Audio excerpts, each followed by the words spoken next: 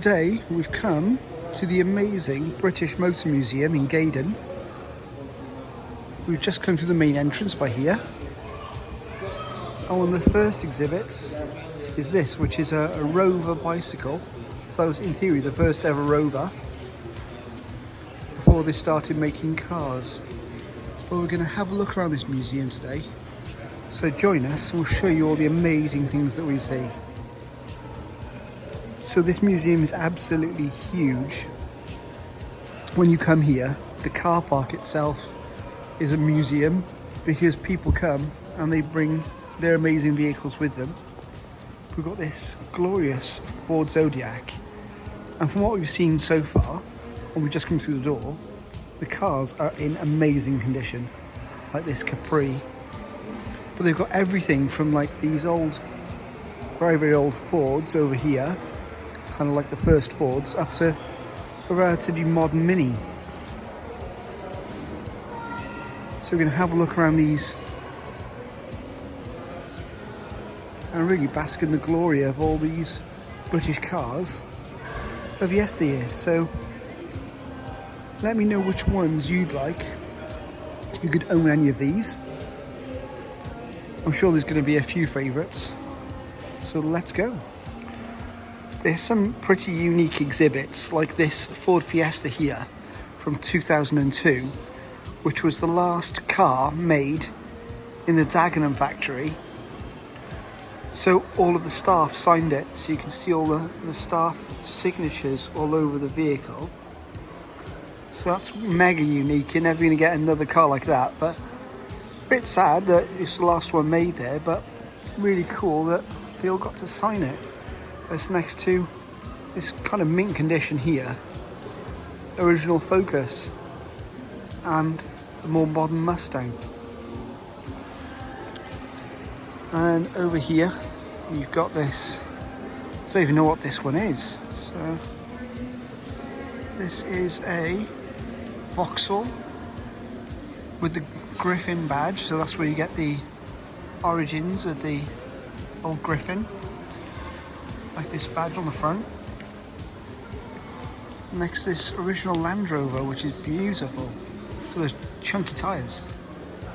There's also a cinema here where you can go in and you can have a look at some old movies. They start at 10:45 and it's currently, let's have a look, 11:12, so they should have started. So let's go and have a look at these. Oh, it's cool, they have proper cinema seats.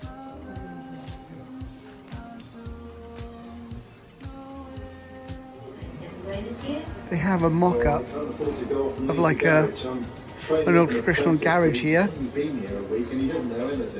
for this Ford, which stood for Fix or Repair Daily. So they've got a really cool old garage. It's tidier than mine, but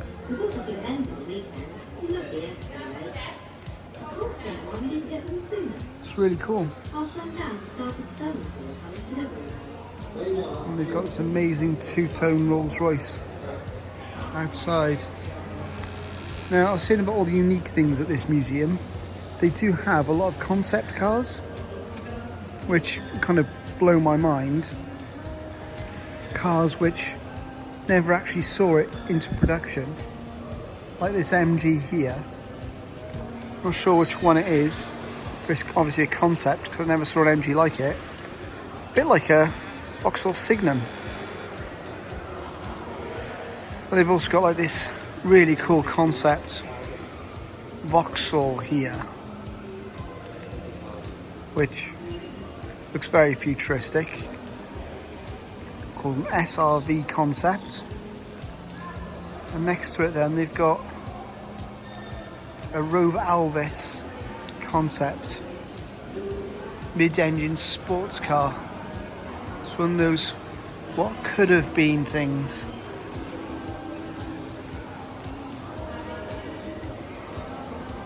They've got this 1969 Mini 9X, which was touted to be the replacement of the Mini, and I'm kind of glad they didn't put it into production, although I think it might be a hatchback. And if it was, yeah, it was a hatchback. So I think that could have been a bit of a game changer for the Mini, actually. So I take it all back, that this could have been a bit of a winner for the Mini as a replacement.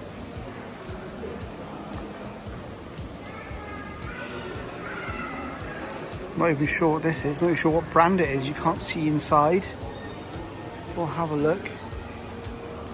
So this is an Austin Xanta from 1969. It looks way too advanced for 1969.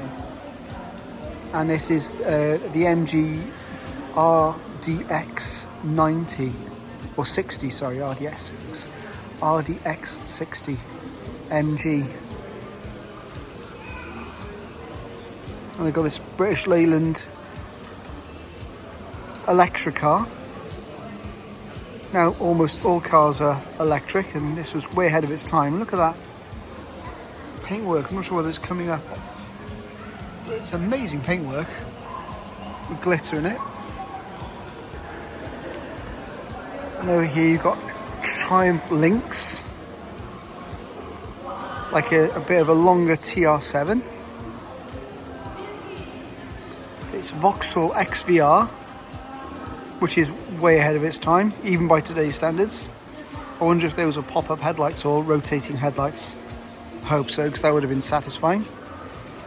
A Mini Twin Moke, which is a twin-engined Mini Moke with the engine there in the back and an engine in the conventional place in the front. It's Austin Ant, like a little off-roader. A Nuffield Gutty.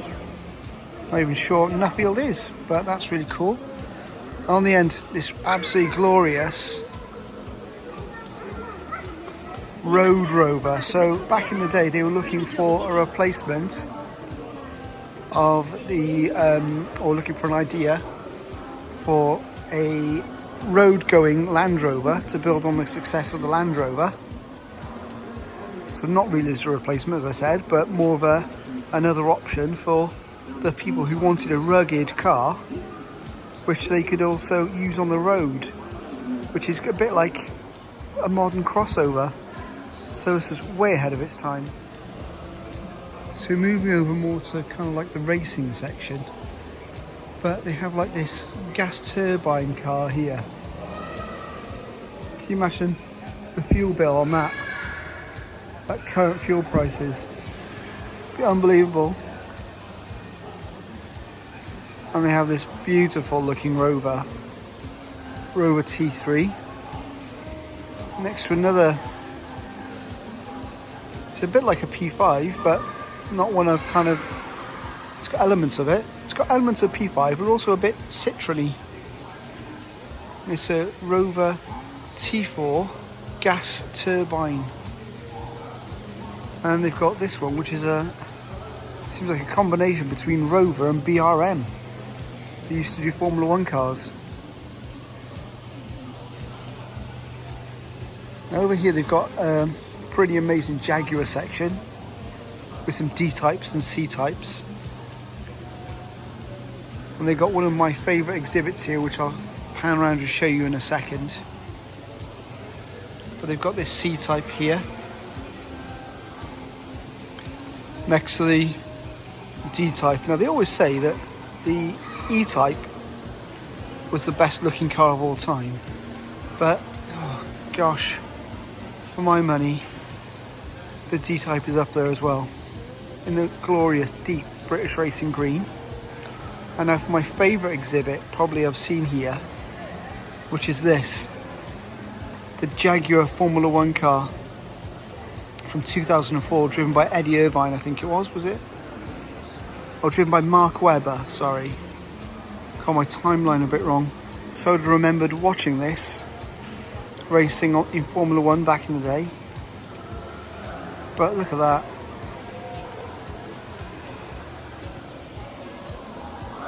Back when Red Bull was more like a sponsor than a team owner, perhaps. With the leaping cat, the leaper on the side there. And you can see the chassis number, in there, and the steering wheel and the seat. Look at these cool rear view mirrors there. No halo, random little fins for the aerodynamics. How beautiful is that? That's a great looking Formula One car. And when you compare that to earlier racing Jaguars like this, it's such a stark difference of just, 30 or 40 years before.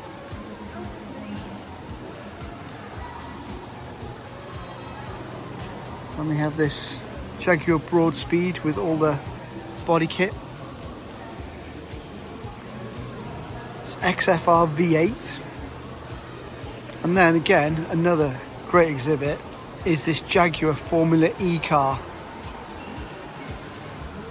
I do like Formula E. For my money, it's up there with Formula One in the racing, but look how cool the cars look. I think in some ways they do look cooler than the Formula One cars, even the modern ones.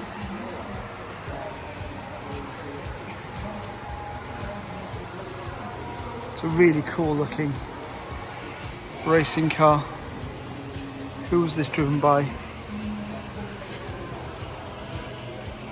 I don't know whether it says... Oh, Nelson Piquet Jr. So, came from Formula One to Formula E. And you have this I-Pace. You have this Lotus Evira over here, which is all cutaway, so you can see all the amazing technology. Now these cars are ridiculously quick. Electric car.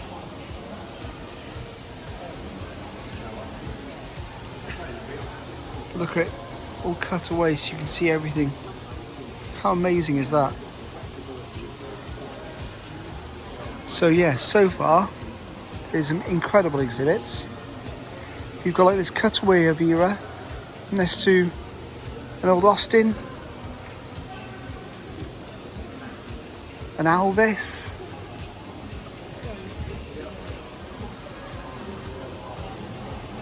a Reliant van. Can you imagine the post office having these today? And then you've got, oh, this is rare. So this is a Wolsey version of the Austin Princess. So the last car to have a Wolsey badge on it. And there you have the Wolsey badge on the front. I wonder if that one lit up, probably, because they all used to. And a Reliant Scimitar. And a glorious little Metro. And Metro was my first car. Amazing.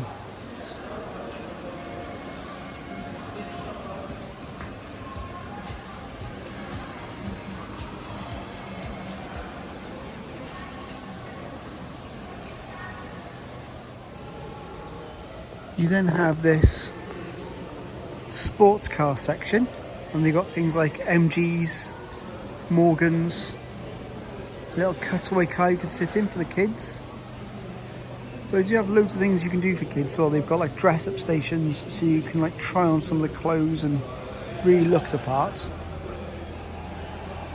And they've got this Morgan three-wheeler, but they've got everything like lots of old Vauxhalls, Nash Metropolitan, or an Austin Farina over there. Lotus 7. And you've got this, wow, look at this. Now this is pretty special. DB5. Proper James Bond car. I think this is the first time I've actually seen one in person. They're a lot bigger than I thought they were, actually. And you've got another cutaway, this time of a MGB.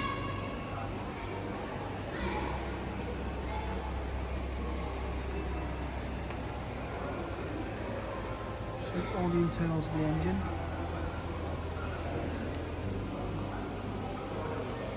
Lightning GT, never heard of that car, to be honest. a Lotus Elise, Jensen Interceptor, Lotus Aston Martin DB7, McLaren. Oh, I do apologise, it's a Vanquish, not a DB7. They've got a Land Rover forward control over there, and also a Land Rover over there with tracks on it, like tank tracks. This Rover, wow, I've never seen a Rover like that before. That's amazing. Rover 12 Saloon, a Caterham Auto 7. But yes, there's so much to see here.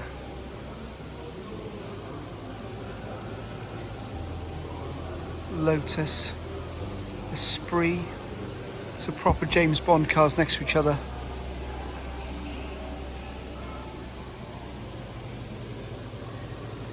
So we'll next probably go over that way, have a look at some of the military vehicles. We're now having a closer look at this Land Rover. It's set up and shown really well, showing the tracks. And they've got this Land Rover 101 forward control, is it, or 100 forward control? I can never remember. Either way, ridiculously cool. 101 forward control. Oh, look at this. Right, so two cool things. This is obviously the Lara Croft Tomb Raider Land Rover Defender. This one was actually used in the film as well. And then over here we've got a DeLorean time machine, and Edward has been for a ride in one of these. Went for a ride in one of these at the Great British Car Journey. So you have to watch that video, which was also on our channel. I'll link that hopefully at the end for you. But here are kind of cars from movies and stuff like that. So they have this Range Stormer. Oh, it's a concept car, so that's not from a movie, perhaps not. And they've got a Desert Land Rover over there, used by the SAS. But they've got a Ford Anglia from Harry Potter. And they've even got a Del Boy,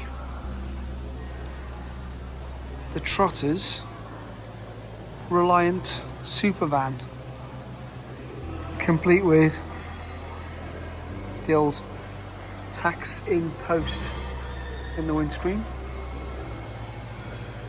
They've got the Land Rover SVX concept car.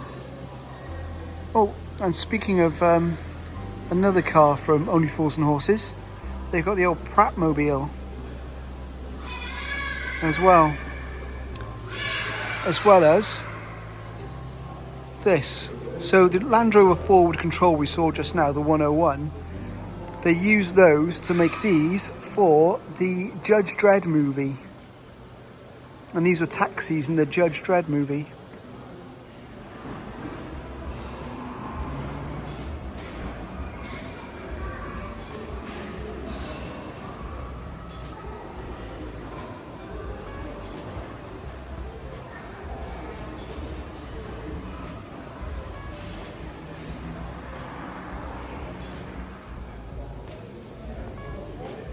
The next section is the motorsport section, where they have, I know I said the Formula 1 car is my favourite, but there's a new favourite which outweighs that one in this section, which I'll show you in a second.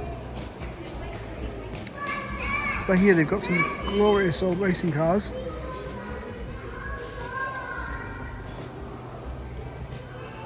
Which we'll have a look at. One of my favourites is this here, this Mini, a Cooper S, Monte Carlo Rally, 1960s. But in amongst all of these are this Austin rally car, the TL7 racing car is this. This is my favourite car. I am biased because I am a big fan of the Metro, but this is my favourite car in the whole exhibition. A Metro 6R4. It barely resembles an original Metro.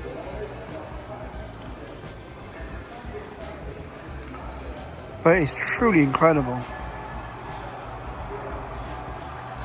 With the same engine, from what I can remember, he used parts of the same engine for the Jaguar XJ220. And it's next to these amazing land speed record cars.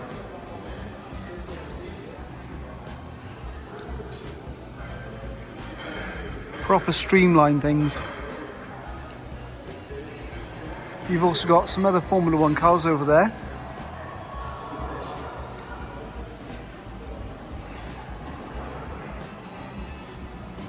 I'm not even sure what this one is. This is a Isagonis lightweight special. I wonder if it's the same Isagonis who designed the Mini and the Morris Minor. I'll leave that for you to read when you come here. But look at this section, truly amazing. Another mini rally car. They do have a Lego Mini. They have lots of interactive things. James was having a go at. Which you can go around and not touch the sides, one of those kind of things.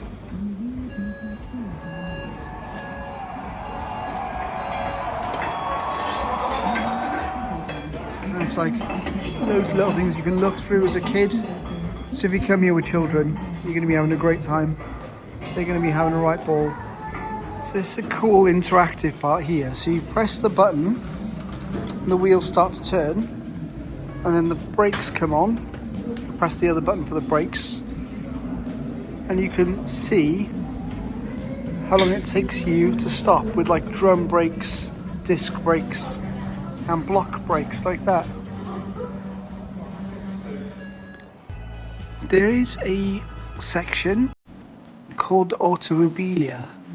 Well, they've got just glass cabinets of loads of little parts and bits and bobs you can have a look at.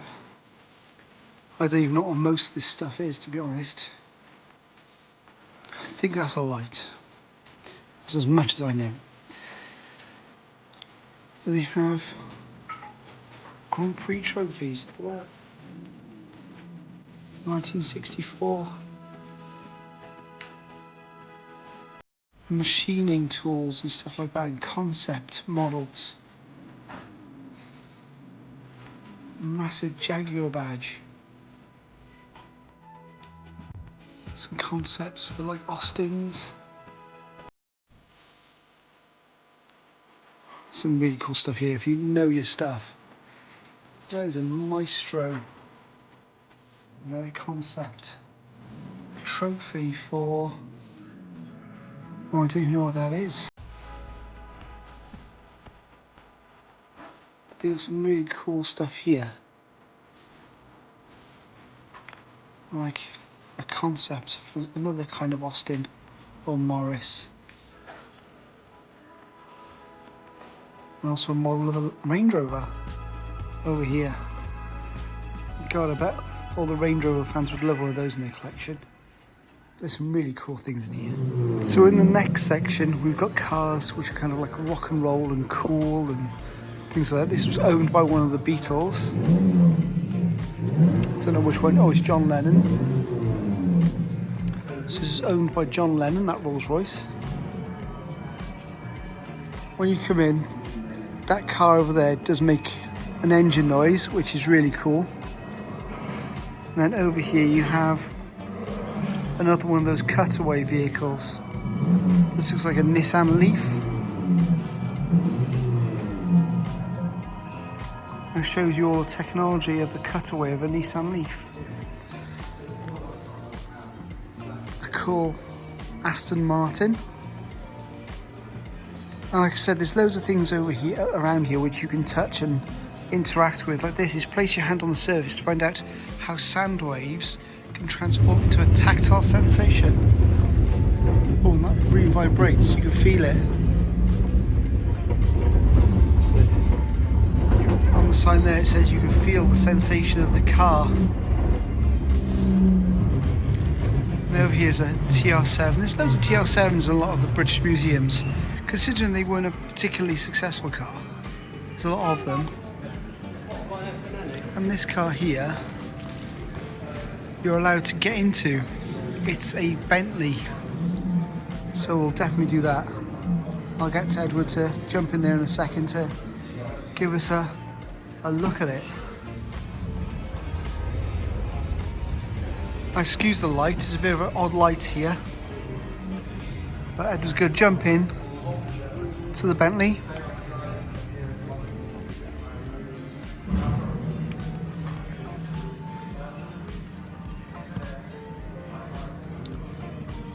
How is it? Would you like to drive a Bentley? You can get in the back as well.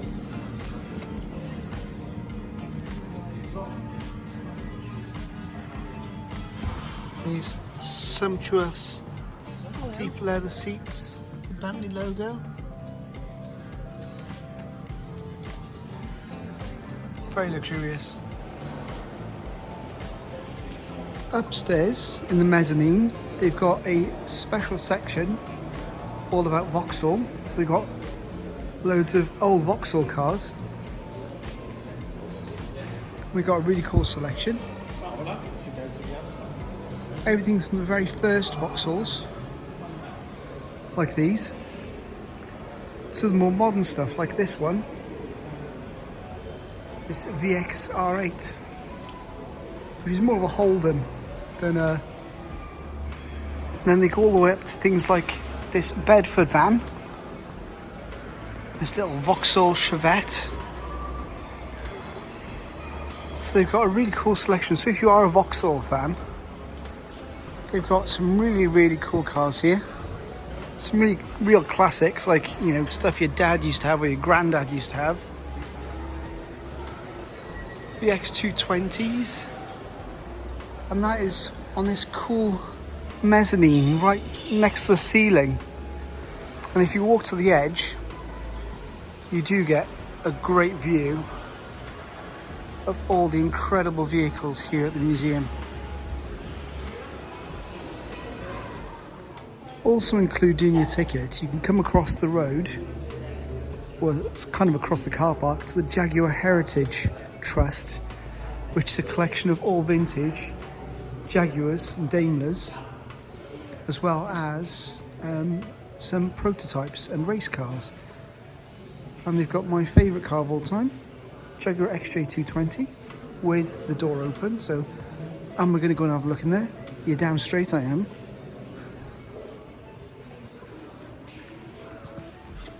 And there it is, my dream car. Now upstairs, above the Jaguar collection, they do have a few cars which they can't fit into the main museum. So they have them over here, like a cutaway Rover ST1 and a cutaway Austin Allegro and Mini.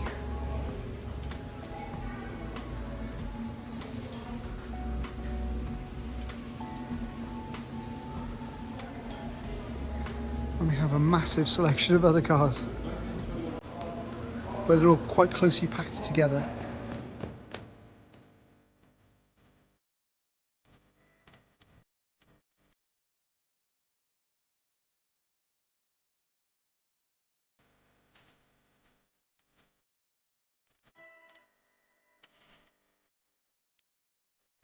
So that's it for our day at Gaydon at the Motor Museum.